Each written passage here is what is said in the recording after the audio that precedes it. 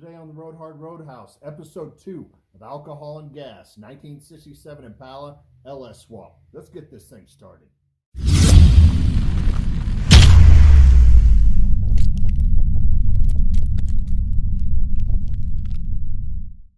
Roadhouse is sponsored by Speedy's Industrial Coatings in Ozark, Missouri, where they do media blasting, powder coating, big or small, they do it all.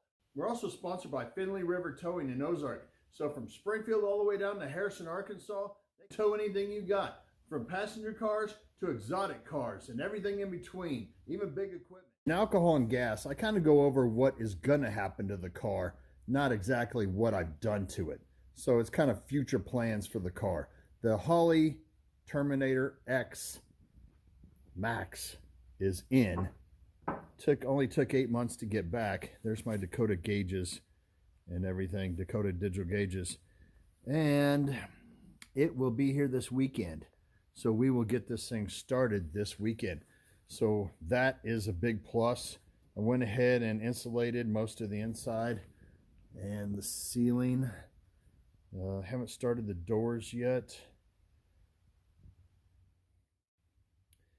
Next up is, once the car's running, I'm taking the seats down to get reupholstered because it might take a while. Everything's taking a long time. I heard that the foam cushioning and seats right now is a freaking fortune because it's made with oil products. So don't want to hear what it's going to cost now. The Willwood brakes, they need to be hooked up, need to be plumbed. So if you haven't been watching the videos on this car, the 67 Impala 4-door sport coupe hardtop, it has Willwood disc brakes all around. So LS, so the Willwood brakes need to be plumbed, and I need a few more lines ran down to the tires. It's the lines are already ran underneath the car, so I don't have to worry about that portion of it. Just need to be, this needs to be fixed right here with the block. I forgot what the block is called. But anyway, that's why I'm drinking today. The suspension in the rear. If I can get this down to where it looks already a little raked, just a tad bit, but it's not. It's a suspension in the rear by using the 12 bolt. There's a setting on the suspension where I can raise it without, just by taking a bolt out, raising it up a little bit and putting it back in. But I want to get the new upper arms on everything from Global West before I do it, because I don't want to replace bushings in this upper arm when it's probably bad, and I'm going to replace them with Global West anyway. So the front end of the car will be raised 2 inches. I'm sorry, the rear end of the car will be raised about 2 inches.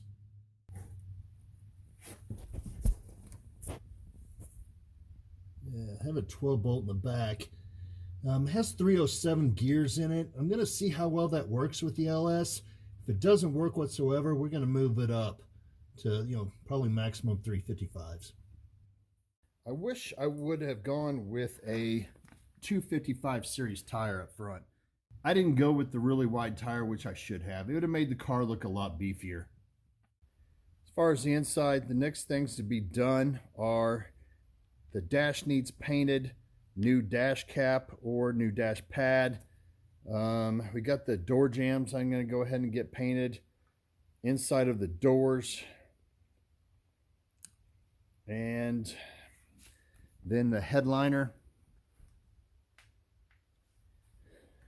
Carpet.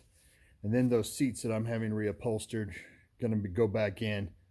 And then of course weather stripping in the doors, windows, all that stuff.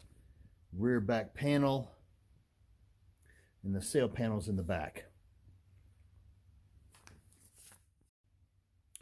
After that, we're going to finish up the wiring for all the lights and everything, so everything works, even interior lights, everything works.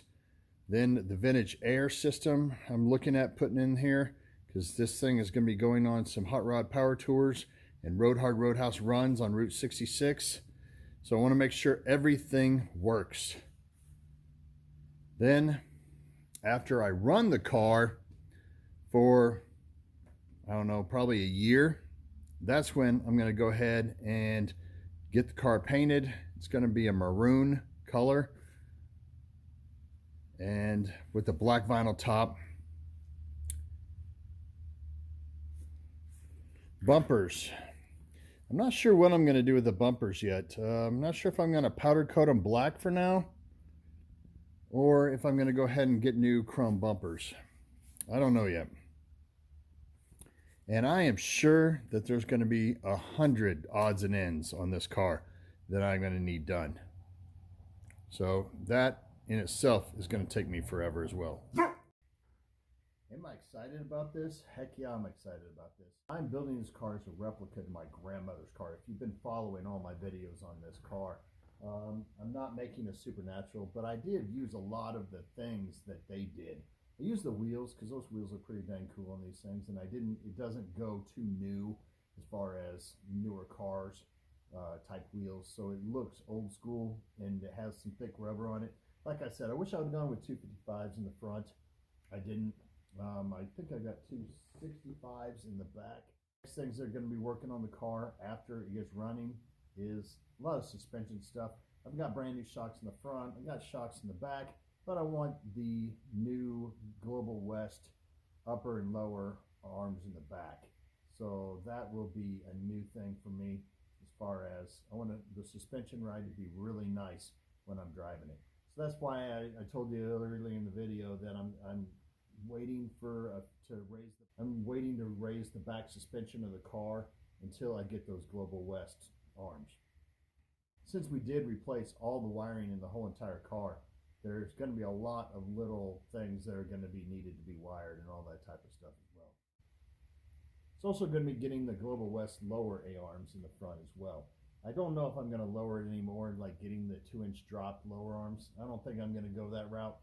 I think it's going to be low enough as it is, because I cut 1.5 coils out of the spring coil that's in it. The front sway bar, we're going to go with Global West as well. The rear, I'm going to try to get the sway bar. I don't know if Global West makes it or not. I'm going to have to look into that. I had to be careful this time because last time I did one of these alcohol and gas videos, I got way gone. Probably know more stuff about this car than I knew about my big F350 crew cab long bed Super Duty. So this thing, I know almost everything about it, so it probably went a lot faster, and I didn't drink as much. So this is probably pretty good because I was singing in that last one. It was terrible.